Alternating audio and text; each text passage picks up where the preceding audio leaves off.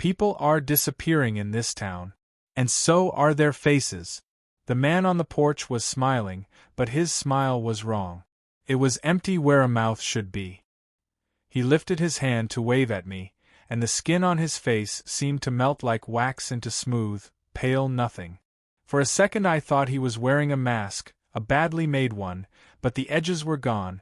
His whole face was just blank, no eyes, no nose, no mouth. He blinked with no eyes and said my name without sound. Then he vanished. The porch was empty, his coffee cup still steaming on the railing, but there was no man, and there was no face left behind. I ran across the yard. My heart pounded so loud I could hear it in my ears. The cup was warm. I could smell coffee. The front door was unlocked. Inside the living room, the TV played static. On the floor, the dog sat and stared into the empty hallway like it could still see him. I shouted, "Jake! Jake!" but my voice bounced off the walls and died. The porch light flickered and went out. In the sudden darkness I thought, for an awful second, that the walls themselves were breathing. I stumbled back out into the night and looked down the street. People were moving, some whispering, some calling. A woman on the sidewalk pointed at the Smithsons' house and shrieked. 2 kids were holding hands and staring at the sky. A car alarm wailed far away. The world crackled with panic. Then I saw the small, dark shape of a child halfway down the block. She stood very still, like a doll left on the curb. Her mother ran to her, crying. When she reached out and touched the girl's face, her hand slid across smooth skin. The girl's face was gone. I could not tell if she was smiling or crying. Her mother screamed and grabbed and clawed, and then she clapped her hands to her mouth and carried the child inside without looking back. I sat on the curb and felt the summer night press in. My phone was dead.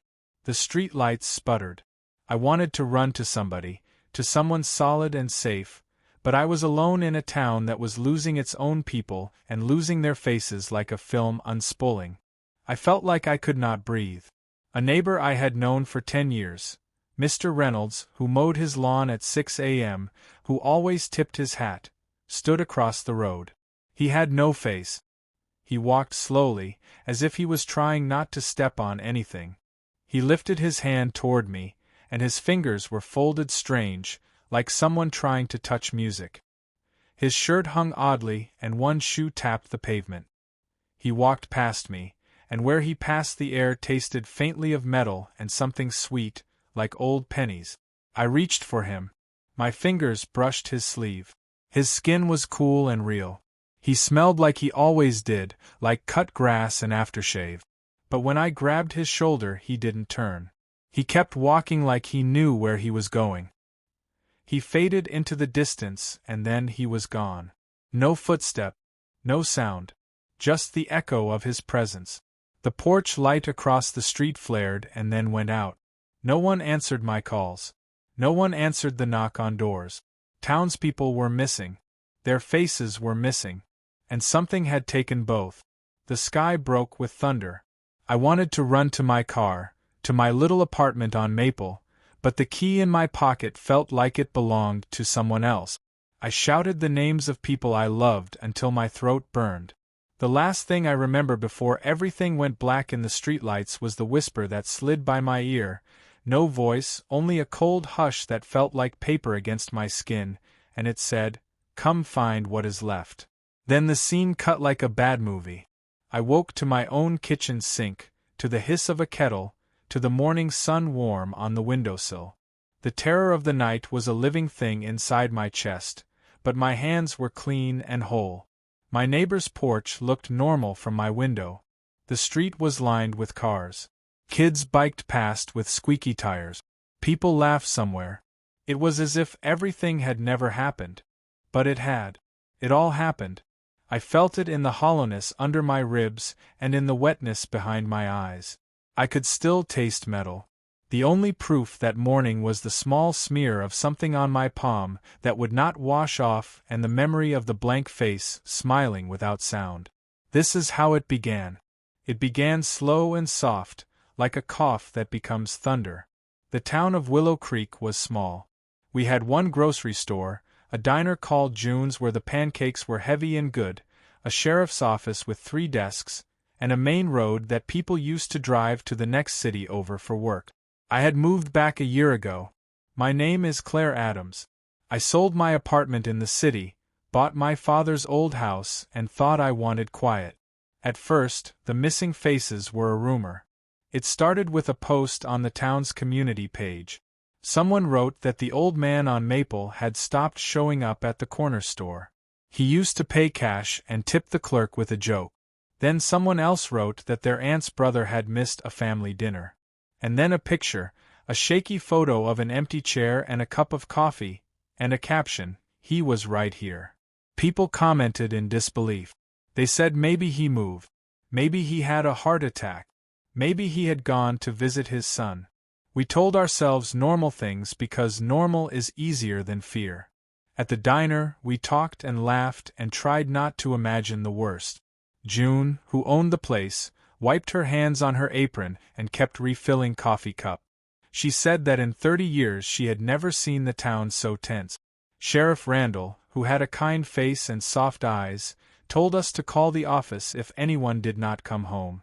He took the calls, made the reports, and drove to empty houses. He'd come back with a flat look on his face and hand us the same words. No sign. No sign of struggle. Just gone. We tried to be reasonable. We played phones on and off, hoped for explanations. People disappeared during the day, at their jobs, at grocery stores, even on the soccer field. Their cars were found parked with engines off, still warm. Their wallets and keys and phones were sometimes left on kitchen tables. It was like someone had taken only the person and left the rest of their life. Then the faces started to go. I remember the first time we saw one. It was Mr. Patel from the corner pharmacy. He had been there every day at 9, cleaning glass and straightening Band-Aid. One morning he opened the shop and the glass door swung wide by itself. Inside, the shelves stood in order. The bell jingled with no one to ring it. At first people thought he had slipped out the back. But when we leaned in the doorway, we saw his picture on the wall where he used to sit for staff birthdays. But the photo had been altered. His face was smudged out like someone had used a wet rag on a drawing. That night his wife left a note on the counter. The note said she could not find him. The eyes in the town started to feel hollow. We learned quickly that the faces did not just disappear from photographs or paintings. They vanished from skin. A young teacher went to school one morning smiling, and by lunch her students were whispering because her face had smoothed like wet plaster. A man at the post office walked out into Main Street, and his wife later called the sheriff to say his phone was home on the table. People were frightened in new ways. We hid mirrors in closets. We covered family portraits with sheets.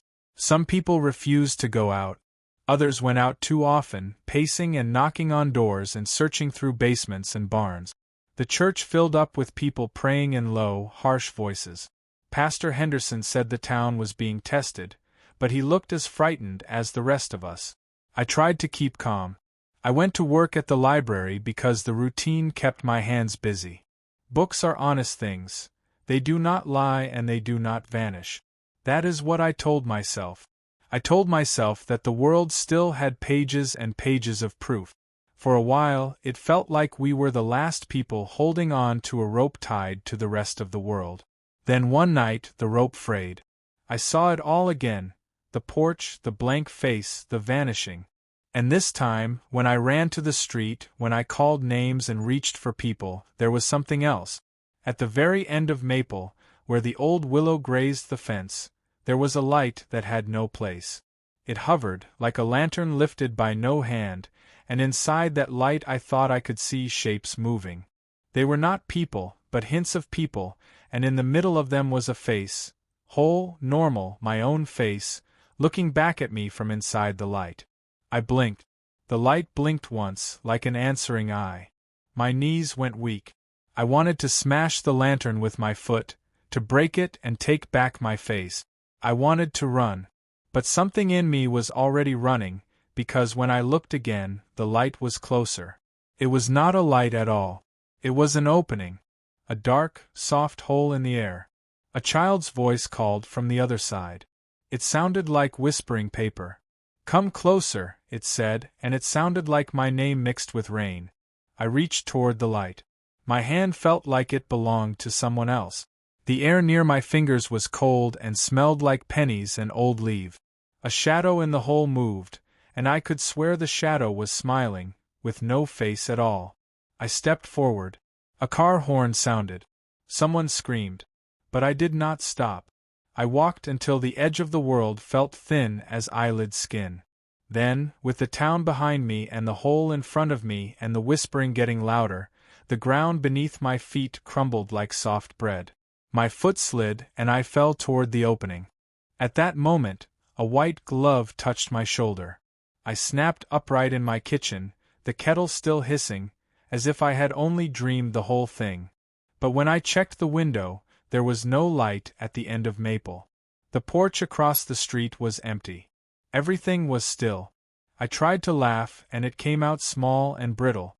Outside my door, someone knocked 3 slow times. I froze. The knock was soft and even. It was not the knock of any neighbor I knew.